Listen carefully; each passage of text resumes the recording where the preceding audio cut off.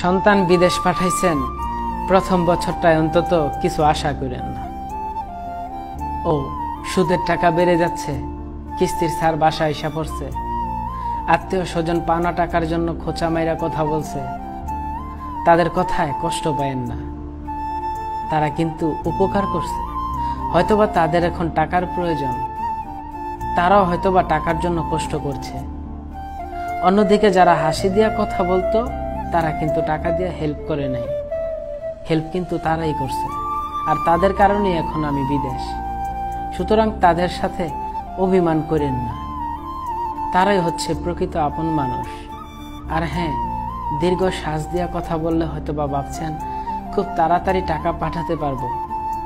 এটা একদম সম্পূর্ণ ভুল ধারণা। যে প্রবাসীটা বিদেশে আসছে, সে তো ভালো করেই জানে লক্ষ লক্ষ টাকা ব্যয় করে আমি যেহেতু এক দেশ থেকে আরেক দেশে আসছি, কি জন্য আসছি। প্রত্যেকটা প্রবাসী ভালো করেই জানে তার ফ্যামিলির অবস্থান কি, তার বাবা কি করে, তার মা কি করে, তাদের ফ্যামিলির জন্য কি কি প্রয়োজন। প্রত্যেকটা প্রবাসীর মাথায় এগুলো আছে। সুতরাং তাদের কাছে হাহাকার দিয়ে, দীর্ঘ শ্বাস দিয়ে কিছু বলার দরকার নেই। সে ভালো করেই জানে আপনাদের জন্য কি করতে হবে।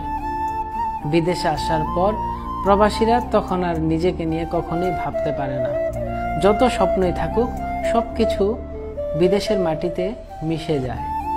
এই প্রবাসের মাটিতে দুঃখ, কষ্ট, যন্ত্রণা, নানা রকম হতাশা উপহার দেওয়ার জন্য অনেকেই প্রস্তুত আছে।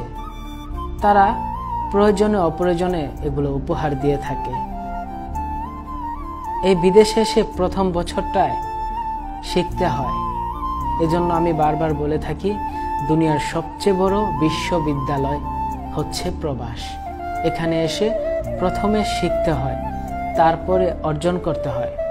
যারা আগে অর্জন করেছে, তারা না খেয়ে নতুনদের দেয় না।